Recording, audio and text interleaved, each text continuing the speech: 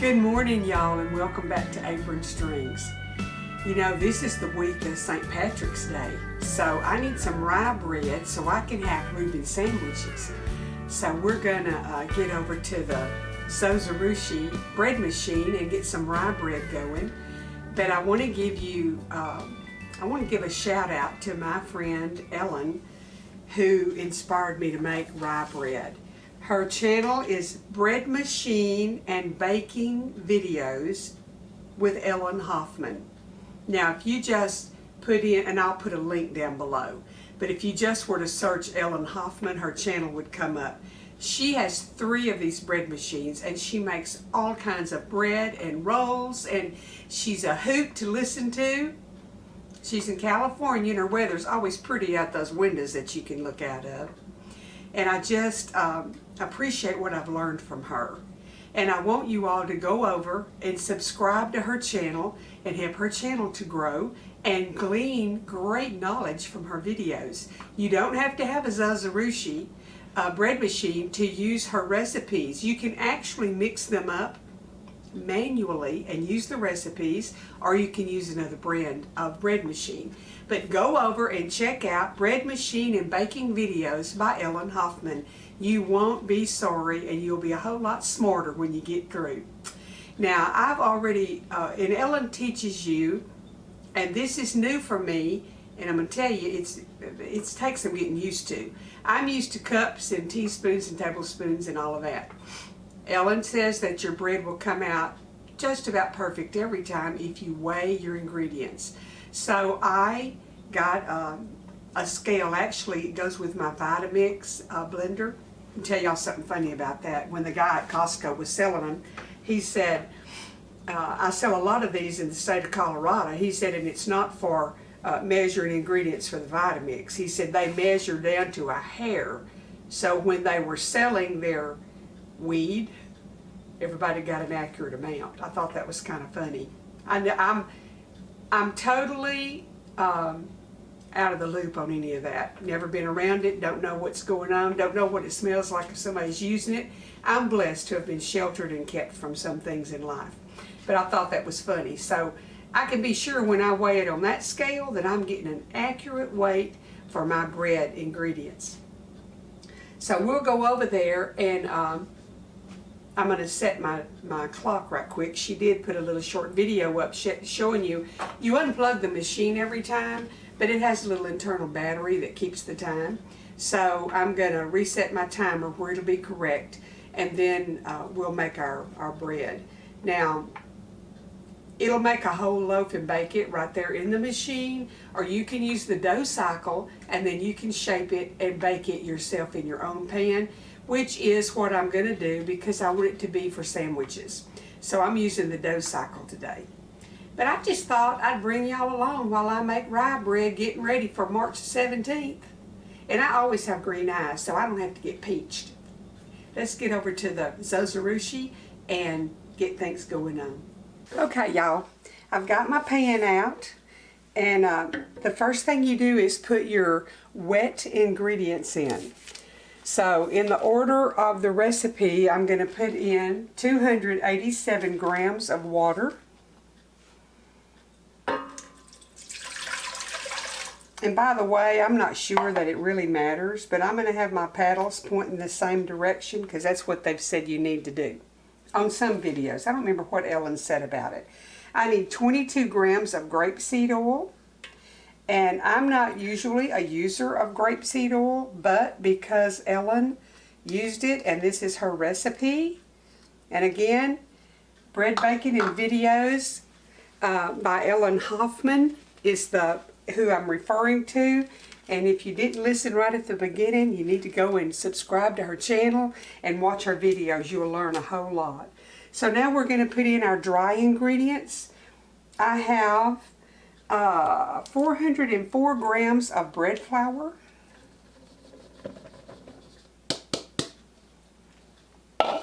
we have 141 grams of rye flour,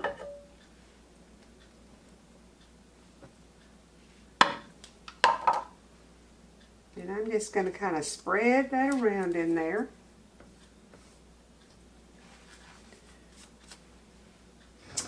And then Ellen puts her sugar on one end and her salt on the other. So she says if the phone rings or she has to take a break and she can't remember if she put it in or not, all she has to do is look. So this one calls for 10 grams of brown sugar, and I'm going to put it on the right hand end on the top, and it calls for 12 grams of salt. So I'm putting it down there. And then it calls for 1/4 cup of caraway seed. So I'm just going to put them around the edge like I saw her do. I like to follow what the teacher does. And then I'm going to make a little well in the middle of this, because you don't want your yeast touching your salt. I'm going to make a little well, and if you have a zozarushi, I put my yeast in the middle. You don't have to heat your water or anything, because it has a cycle that heats everything before it starts working. So if you get a new one, and you start using it and you think, oh my word, it ain't working, because I thought that.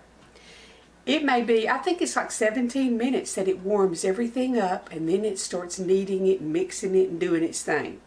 So just so you know, don't think that it isn't working right.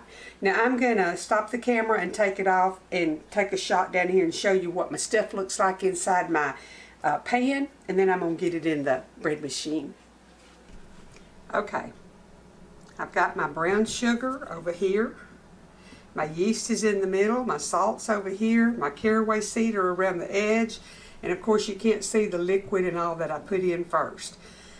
But it's ready to go into the machine, and I will get that part done and bring y'all back. Now the zozarushi company tells you to unplug your machine when you get through using it. So I'm going to plug it in. And I reset my timer a while ago because Ellen showed us how to do that without a problem. And I'm going to put my pan in and snap it in place. Did y'all hear it click? It snaps in place, really neat. And now we're ready to close the lid. And I'm going to use, the course is going to be 11.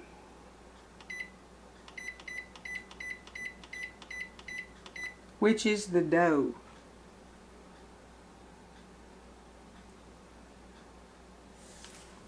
Cycle. Okay, I'm going to tell it to start, and it's telling me that it's going to take 1 hour and 38 minutes to mix it, and it'll go through its first rise, and then I'll take it out and put it in my pan and let it rise. I'm going to go ahead and turn the light on in my oven, and it'll get it to the great temperature for rising my bread. Now Ellen turns her oven on for 1 minute, turns it off, and rises her bread in there. I turn my light on, let it heat my oven, and I'll rise my bread in there.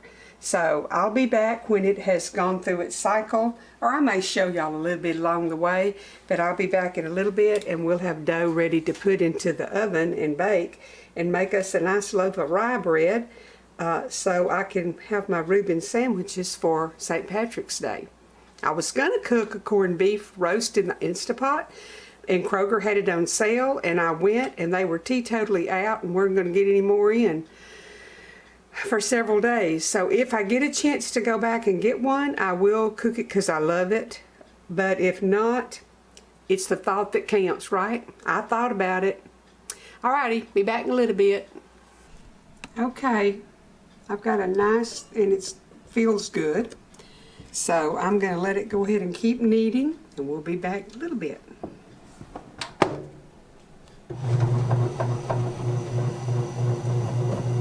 See it in there just working up a storm? Okay, my dough cycle is complete. It says complete. I don't know if you can see or not. My lighting in here is not real good. So I'm going to get this out and put it over in my pan and stick it in my warm oven to do the second rise, and we'll have bread. Okay, now, I like to do what my teacher says to do. So she said to sprinkle, I sprayed my pan with some kitchen spray, and she said sprinkle a little bit of cornmeal in the bottom and put a little bit of caraway seed. So it'll be on the top of the bread. Well, that's the bottom, but I guess you flip it over. I don't know. Anyway, that's what Ellen said to do, so that's what Gay's going to do. Now I'm going to take my bread out of here, and I'm going to be sure that I don't have a paddle sticking in it, because sometimes the paddles come off. And I'm just going to kind of shape it around, like so. Looks like my brown sugar didn't dissolve real well. And I'm just going to put it down in there, because she said don't do anything to it, but just shape it and put it in your pan. So that's what I'm going to do, and I am going to spray the top of it with some kitchen spray. It shouldn't dry out in the oven. There's no breeze in there, but just to be sure, I'm going to go ahead and spray it. Okay, I'm going to put it in the oven with the light on and let it rise, and then I'll show y'all when it has risen, and then we'll bake it. Okay, y'all, I forgot to show you the bread rose, and I've got it in the oven now for 35 minutes on 375. I'm sorry that I forgot to show you when I took it out of the oven after it had risen completely. Okay, I got my bread out, and when your bread is done, the temperature should be 190. And I'm at 196, 97, so it's done. So let me put my thermometer aside, and I'm going to get it out of the pan. It's beautiful. One of my sweet viewers mailed that to me. And I don't use it much because I don't want to stain it. And there's the bottom with the cornmeal and the seed, the rye seed on it, or the caraway seed on it. Okay, now I have to let this cool completely. Before you slice it, you want it totally cold. Now Ellen said she waits, I forgot how long she waits to cut hers, but I'm going to let it cool completely, because if you don't, when you cut it, it squishes it and it's doughy inside. So I want it to make a pretty sandwich. I'm going to make a Reuben sandwich for y'all on the next video. Okay, I got the bread out, and I've sliced some of it, and I actually cut a little bit of the heel off to eat it. Isn't that beautiful? I'm very pleased with how it came out, and it tastes amazing. It's going to make a great Reuben sandwich, and y'all will see that video coming up. Y'all got to be thinking, hurry up, Gay, and get that sandwich made and let me see it, because that's what I'm thinking. This bread tastes wonderful. Go over to Ellen's channel, Bread Baking and Videos with Ellen Hoffman. The link is down below. Visit her channel. Please subscribe. Let's help her subscription number to grow quite a bit. I'd appreciate that. And it would help her so much. Watch her videos. We all need watch time to keep our channels going and make a little bit of money to help pay for the ingredients that we use to make videos. She's a wonderful teacher. Some of the best bread recipes you'll get. So, and if you have a Zozorushi bread maker, you'll love all of the tips and all that she gives you. But you can use her recipes with any bread maker. You just load your machine the way that your manufacturer recommends that you load it. So today we had wonderful rye bread. Probably the next video will be a wonderful Reuben sandwich. And I have a recipe for my own, like the Thousand Island that goes on them, only I'm going to mix up my own. So stay tuned for the next video, and we'll have us a Reuben sandwich, and y'all can maybe get the videos in time to do it for St. Patrick's Day if you want to. And I did check, and I'm going to be able to get me a corned beef roast because they're on sale again this next week. The sale starts tomorrow, so they should restock. And yes, I'm going to be down there kind of early. I think it's $3.29, $3.49 a pound. That's pretty good. So I'm going to go get me 2 or 3 and put some in the freezer for later. The good Lord bless and keep y'all. I do hope that you're stocking your shelves. I'm hearing some pretty alarming things. Not that it alarms my heart or scares me to death or whatever. I'm at peace with the good Lord and He's in control. But it is alarming to think about what we may go through as a human being. We may see some things we've never seen in our life on the home front. You never know. Things are looking kind of shaky in the world. So go to the store. Don't spend your money frivolously. Get the things that your family likes and that they just gonna think they can't do without. Get a little bit ahead, because from what I'm hearing, all that is going on in the Ukraine, all that is going on other places, is going to affect the shipping, the food chain, everything that we are so complacent, and is that the word to use, that we're so take for granted, that it's just going to be there like it's always been. It's not. Things are going to change at some point. So if you'll just prepare now and get a little extra stuff ahead, you'll be so glad you did. If nothing else, good grief, look at how much money you're saving. Gasoline can jump 50 cents a gallon from one day to the next. The price of goods in the store is going to do the same thing. So whatever you get today, you're saving money in the future. If you don't need it for an emergency, hey, you'll have a little vacation money because you won't have to spend as much on groceries then because you bought them when they was cheaper. The Lord bless and keep y'all. Open up this gift today, the present. Make it count. Make some memories. Enjoy it. Give your worries to the good Lord. He knows how to handle it. He's been handling trouble since the first 2 kids he made that gave him trouble. He knows what to do. Just let him have it. And that's another little thought. If your kids are giving you a fit and you're thinking, what did I do wrong? Adam and Eve messed up, and they were handmade by God. So just go figure. If you got kids, you're going to have a little hiccups sometimes. And if you don't have kids, something's going to make your life have hiccups. Just give it to the Lord. Take it in stride. Go on and enjoy the day.